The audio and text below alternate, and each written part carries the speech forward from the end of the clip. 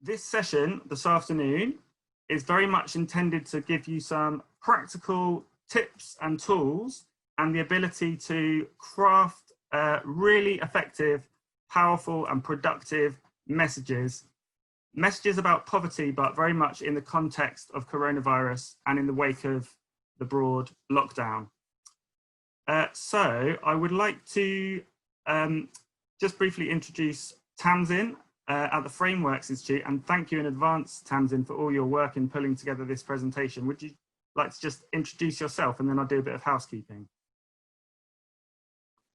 Hello, and as Luke has said, welcome. I'm Tamsin. I'm a senior comms strategist at the Frameworks Institute. If you haven't come across us before, and I hope you have, we are a non-profit communications think tank. We spend our time working out two things: how people think about an issue and then what changes those things. And we work with activists, campaigners, and organizations like you and yours to shift understanding and drive action on things like climate change, homelessness, child abuse, and poverty. I wanted to start with a thank you for taking the time and coming together when there's so much going on, so much noise, and the stakes are so high for all of us here. And because of that, and because we only have about an hour together, I'm going to try to make the session as useful and practical as possible. If anyone wants to dig deeper into the specific data and research I'm drawing on, my email address is on the last slide. Right now, I'll share what framing is for those new to it, what it does, and 5 learnings from our work on framing poverty in light of COVID-19. 5 things we can do to make sure people hear us through the noise. We'll start with an experiment. I'm going to show you a quick video. It's only 5 seconds long. Then I'll ask what you saw. Ready?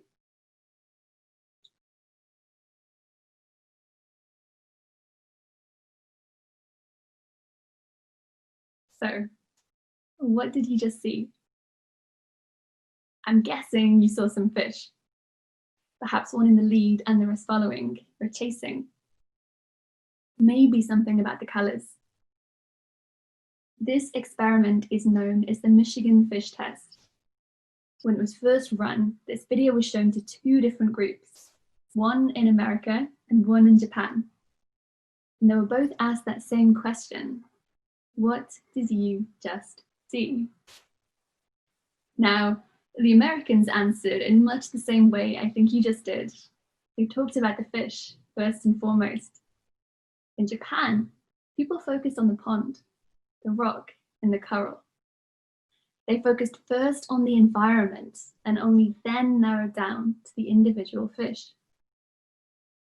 And this speaks to a wider point, that our culture shapes what is most visible to us, how we respond to information, to communication. And in more individualistic cultures, like America and our own here in the UK, we pay more attention to those single actors. Our default is often the individual and not their circumstance. Which means that when we're talking about big changes to society, policy change, systems change, the things that will end poverty, it's harder for us to explain why those changes are needed. Because it's harder for people to see and understand the context and systems that give rise to poverty in the first place. And it's framing that can help us with this. We can use framing to drive people's attention to the things we might not ordinarily notice, because our culture makes them less obvious and immediate to us. If, before we'd watched that video, I'd said, pay attention to the pond, you may have given a very different answer. So what is framing? It's all about making choices, about how we tell stories and present information, what we say and how we say it, what we emphasize, how we explain an issue, and what we leave unsaid. And we make these choices because they can lead to radical changes in how people think, feel, and act. You don't need to take my word for it. Here's an example from our work on childhood obesity in a borough not too far away from me in London. It's one interview with the same person, asked the same question 2 times. The challenge here is to spot the difference in the before and after clips. In between these takes, he was read a short, well-framed message on childhood obesity. And how about child obesity? What comes to mind when I say that? Immediately I'm thinking that maybe the parents are coping with their children in maybe the wrong way. They're feeding them too much, giving them food to keep them immediately happy, and not considering the longer term benefits of eating healthily. What would you say needs to happen for child obesity to go down? Well, as I said, it's eating less and moving more, really.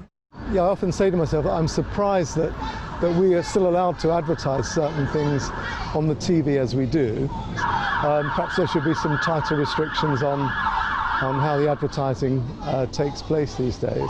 It just comes down to the things, the producers of food. If they're making stuff that's going to make us unhealthy, that needs to be addressed. To how the food is marketed, how aggressive that is, and how much it's particularly aimed at kids. Did you all see the difference? He goes from a default of individual blame and behaviour change as our solution to looking at systems and the role of advertisements and food producers. This shift from the individual to their context is exactly the change in understanding we need to make.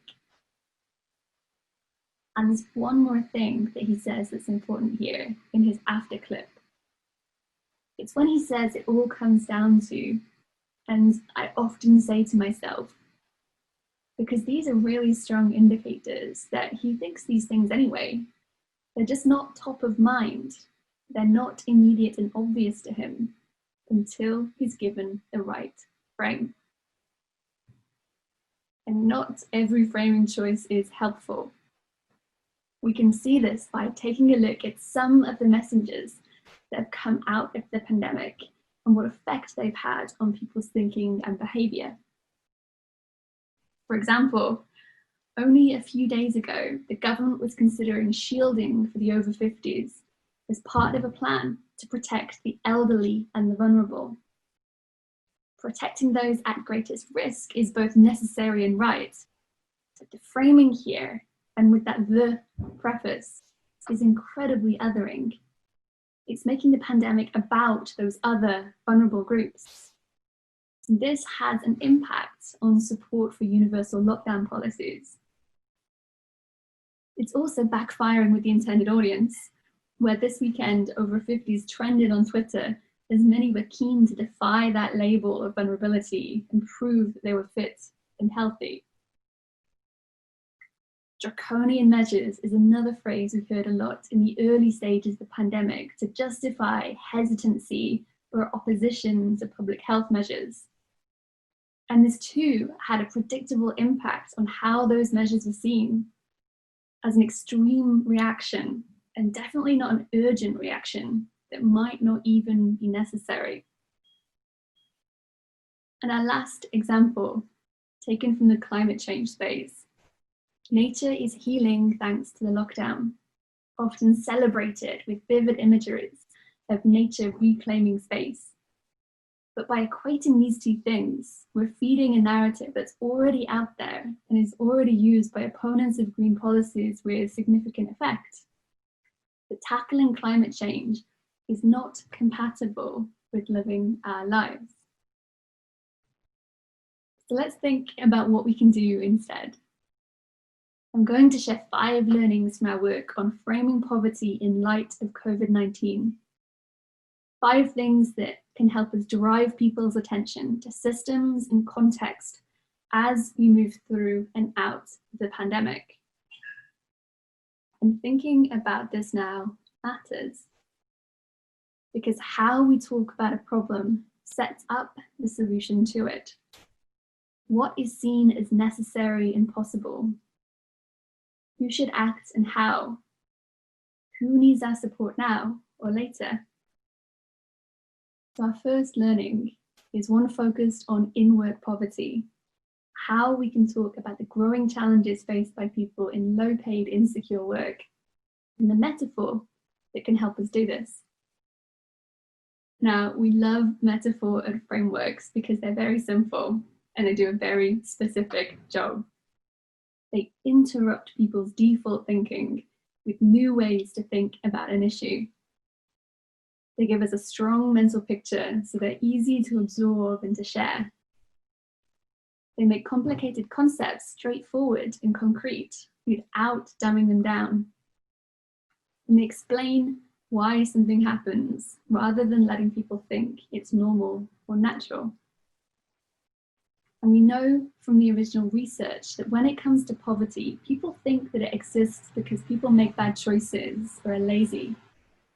And it's natural and just how things are. So we needed to get people thinking differently about causation. That poverty exists because of external factors, external forces that some groups sit at the financial brink and are more at risk, without othering those groups. And to introduce the idea that we can and should work upstream to reduce the pressure. And so the metaphor that can work for us here is constant pressure. The idea that poverty puts pressure on people. If the pressure builds up from low wages, rising rents and childcare costs, it can be pushed to breaking point. A sudden increase in pressure caused by this pandemic, like job loss or ill health, can push us into much deeper hardship, like homelessness and destitution. Here's what this might look like in long-form content, combining constant pressure with the current metaphor. This pandemic has brought to light the crucial role of cleaners, shop workers, delivery drivers, and everyone in low-paid, insecure work. People in these positions are often already at the brink, battling a rising tide of high rents and growing bills. We need to make sure those hardest hit are not pushed into deeper hardship. And here's how JRF have used constant pressure in short form. The coronavirus pandemic has added more pressure to people in our society who were already on the brink. And we'll talk more about the rest of this tweet later. But if you're not already following @Truth Poverty, I would recommend it. The second learning here is that we need to make the case for strengthening all of our public services, from our NHS to our social security system. And not just now, but as we move through and out of this pandemic. And this is different from simply asserting that public services need to be strengthened. Let's take a quick detour via climate change. We often see comms on climate looking a bit like what's on the left here. Climate scientists are clear that climate change is happening. There is no debate around the science. An assertion that climate change exists and causes harm, and not explaining how it works and what that means. I suggest that what's needed is something closer to what's on the right. Burning fossil fuels creates gases that trap heat, like a heat-trapping blanket. This changes our climate and leads to more floods, droughts, and heat waves. And our research across a range of different issues shows that good explanation builds support for change over and above an assertion of the problem. Because when we explain how things work, we can help people see that they can be made to work differently. Because people often don't understand this, and that leaves them open to false information, to fatalism, to stepping away from what's happening. It leads to this. A story in The Independent that tells us that public opinion differs from facts on most social issues. And we know that this includes poverty. Most people don't understand how poverty works. And this isn't a criticism. It's not their job to. We all have busy lives, priorities, and responsibilities. This we can't change. but we can change how we communicate, explain. We can invite people in and make it possible for people to better understand the world around them. We can explain why and how our public services need to be strengthened. Here's what this might look like in long form. Without action to help us weather this storm, thousands of us will be swept into poverty or left to sink. But our government can act to strengthen our security system, both now and as we move through this moment. And in short form, the recent Save the Children call for a lockdown lifeline, that use of metaphor to quickly and succinctly explain how a policy response would work and what it would mean for those supported. But there's something that we can't lose sight of when talking about short and long-term responses to this pandemic. But this is about all of us and what our society values. We need to highlight inequality and inequity and make sure that every single one of us has a stake in ending these things now and in future. And this means calling for justice as well as compassion, our third learning. If you're familiar with our existing poverty research, you'll know that we recommend using both of these values frames to open up people's thinking on poverty. The values framing means tapping in the deep beliefs that guide our thinking and behaviour. They establish a powerful, unarguable truth, convey why an issue really matters, and create that shared common grounds for action without lecturing, othering, or talking down. This pandemic has shone a light on our society's incredible capacity for compassion. Captain Tom, the Good Samaritan volunteer app, mutual aid groups nationwide. And this is something we can and should celebrate. This pandemic has also shone a light on, and in many cases made worse, our society's systemic problems, like poverty, homelessness, destitution, and the different experiences the pandemic people have had as a result. We need to strengthen the belief that in a compassionate and just society, we put things right. Now for those who need it, but also in future. Putting things right does not mean going back to how things were before, because poverty, homelessness, and destitution were never acceptable in the first place. And this is why I'm incredibly wary of talking about the pandemic as unprecedented or exceptional, because these terms risk positioning government responses and our own responses are things that are happening because of these unprecedented and exceptional times, and not because they should have happened anyway.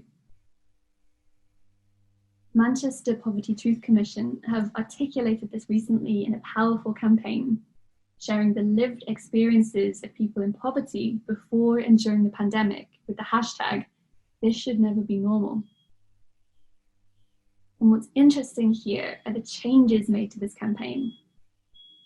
It started out as "This is our normal," which makes a similar point, but is far more fatalistic and narrow. With one small change, they were able to invite people in, to state a shared understanding of what is and isn't right in our society, and to give everyone a stake in putting things right. Here's another way of bringing in justice as well as compassion, one that extends the current's metaphor. We might all be in the same storm, but we're not all in the same boat. It's right that everyone caught in this storm has lifelines within reach, ones that can pull us out of danger when we need them most. This example does a few things. It drives people's attention to different experiences of the pandemic, the need for targeted responses, and that it's a matter of doing right by each and every member of our society. This example is one we've seen used by JRF to highlight economic disparity and yesterday by running the trust on racial disparity. On to our fourth learning, one that's grounded in a general principle to normalize action, not inaction. Our perceptions of what other people are or are not doing matter. There's been some recent research that shows we're more worried about other people following the rules than we are about the health of ourselves and our families. What we perceive as normal, what we perceive as possible, shapes what we think and what we do. Which means that when we're calling for action, our messages need to balance "we can do this" with "we need to do this." And we're doing it already. It's normal to be supporting those who need it.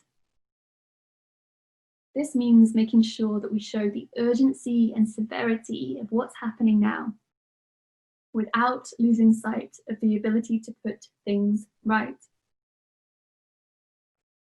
On screen is one of our favorite words at Frameworks, efficacy.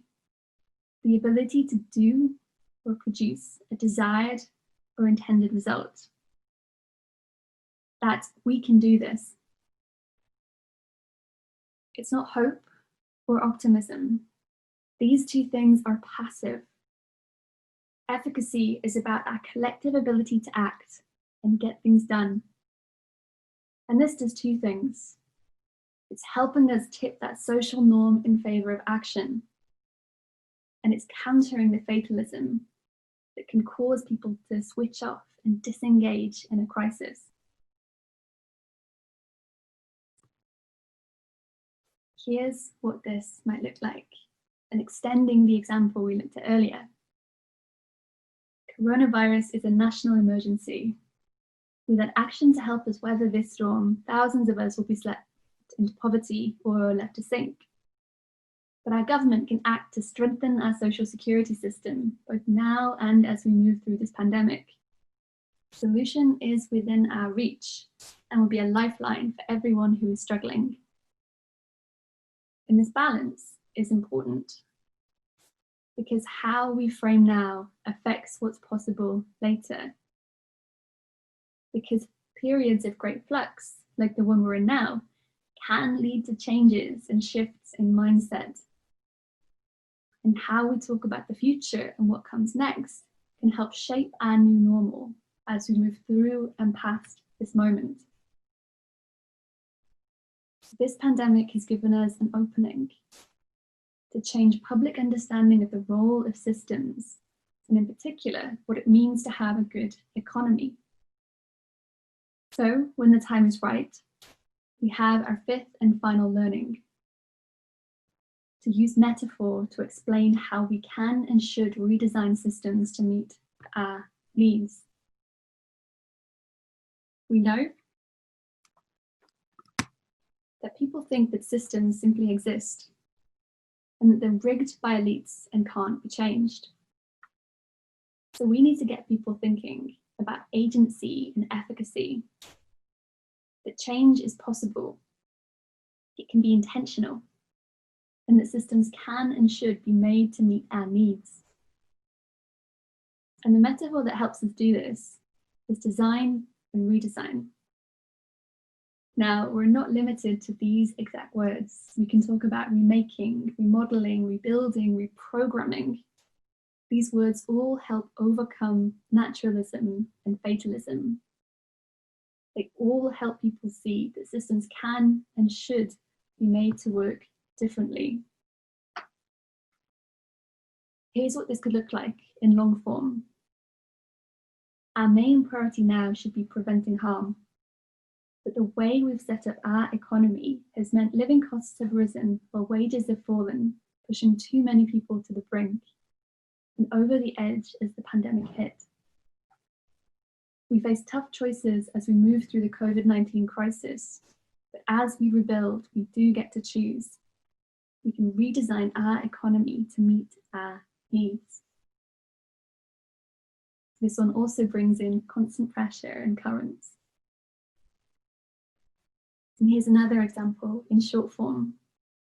I'm sure you've all seen Marcus Rashford's fantastic campaign to secure free school meal vouchers during the summer, one that called for justice as well as compassion, but also one that called out the system first and foremost. The system isn't built for families like mine to succeed. Now, it would be easy to look at this sentence and say it's fatalistic, but I'd say it's the opposite. Because he's used metaphor here, built, he's introduced the idea of human agency and intentionality. And by doing this, he's inviting us in to a clear solution, a rebuilding, a building back better of our society, one where everyone has opportunities to thrive. So, to recap, when we're talking about coronavirus and poverty, we can explain the growing challenges faced by people in low-paid, insecure work using the metaphor constant pressure. We can make the case for strengthening our public services by baking explanation into our comms, and that includes metaphor. We can call for justice as well as compassion. We can balance "we need to do this" with "we can do this." And then, when the time is right, we can use metaphor to explain how we can and should redesign systems to meet our needs.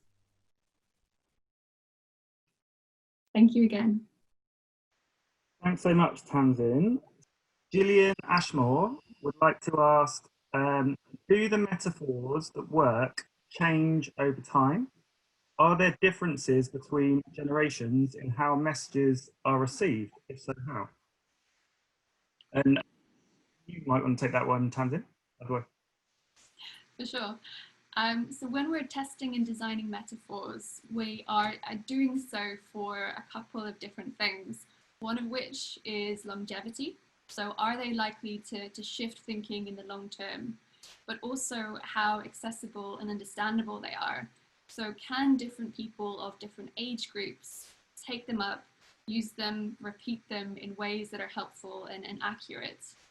So for the metaphor that we recommend on poverty and the expanded remit of coronavirus, I think we can be pretty confident that they will be useful and helpful for us for the next few years.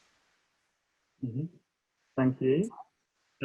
And Sarah Jane O'Neill would like to ask, what tips might we have around framing the message for major donors, so in a fundraising context, I think, particularly those who are self-made and may have quite strong ideas around the idea of thriving and hard work and kind of that individual more mindset as being the sole reason for success? Okay, well for that particular group, I would think about activating the idea of a mental shortcut that we call opportunity structures. That the things that are around us in our environment, in our context, are the things that give us opportunities to succeed. And when we lack those structures that should be available to everyone, and it's right that they are available to everyone, it becomes that much harder.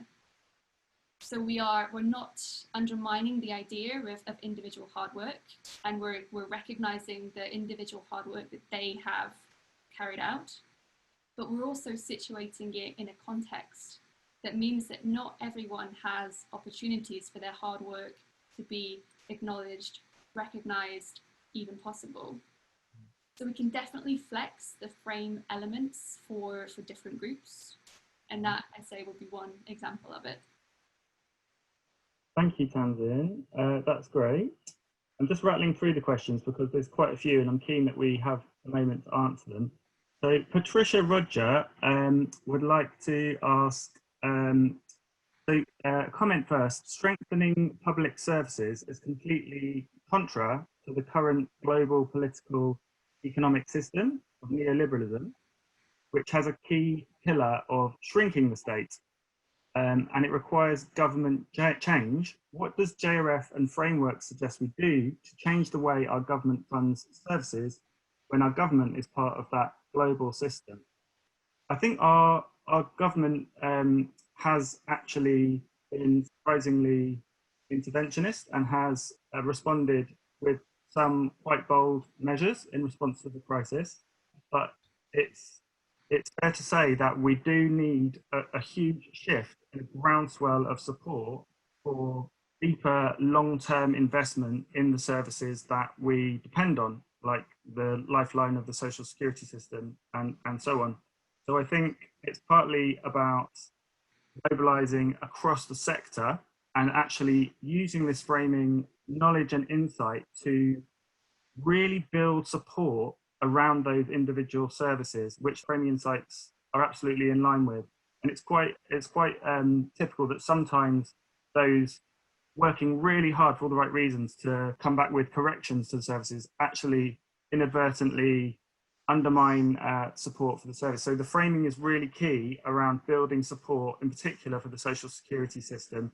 I'll leave the question around the global context of that. It's just it's a very tricky one. But Camden, any thoughts on to add to what I've said? Well, yeah, I would just add to that, particularly when we're making asks of government or trying to apply pressure to government and our current Conservative administration. I would really flex and dial up the justice component of the compassion and justice value. So we usually make recommendations and test them out to work out what will work with the majority of people, what will open up people's thinking on aggregate. Originally, we were only going to recommend using the compassion value.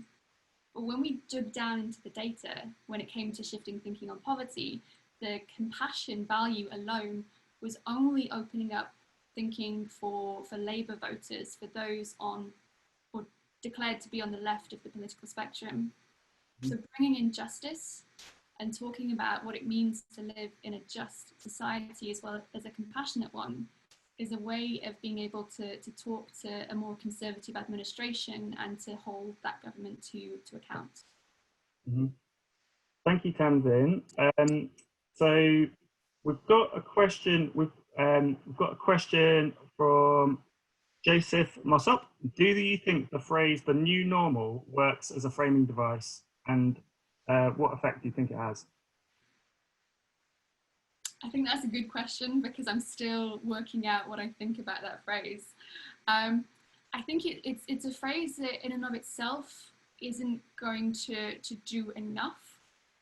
I think we definitely need to avoid talking about going back to normal because of exactly the kind of things I talked about in the presentation. We don't want to put forward the idea that what was happening before the pandemic was okay, because for large groups of people in our society, it was not okay.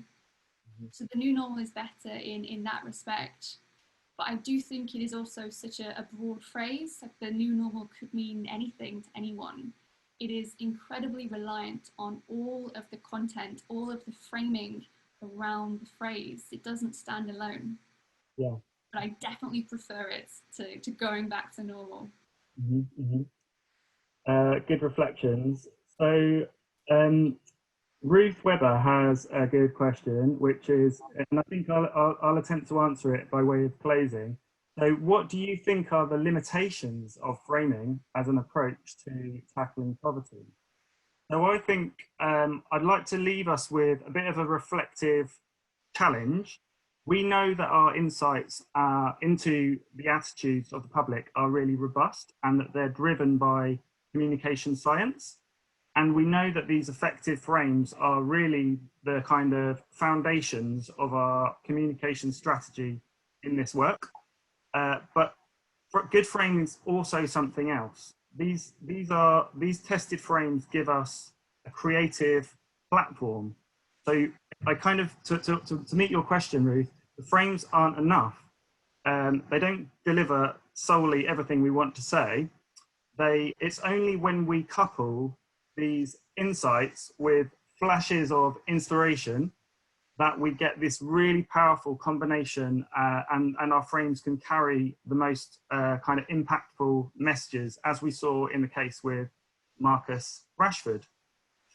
So if framing gives us a huge part of the how, it leaves us with this kind of big question of what are the things we really want to say to enforce to compelling, inspirational, real-world solutions commensurate with the challenge that we face, and very much, working in partnership with and led by people of experience. So that's the kind of question I open to the floor. We've got a minute, so I just want to say thank you so much for joining. If you do have ideas burgeoning hot off, on the tip of your tongue, please do use the hashtag talking about poverty, and we would love to kind of start a conversation, a productive conversation about the different parts of our narrative that different voices and different areas are championing using this excellent framing insight.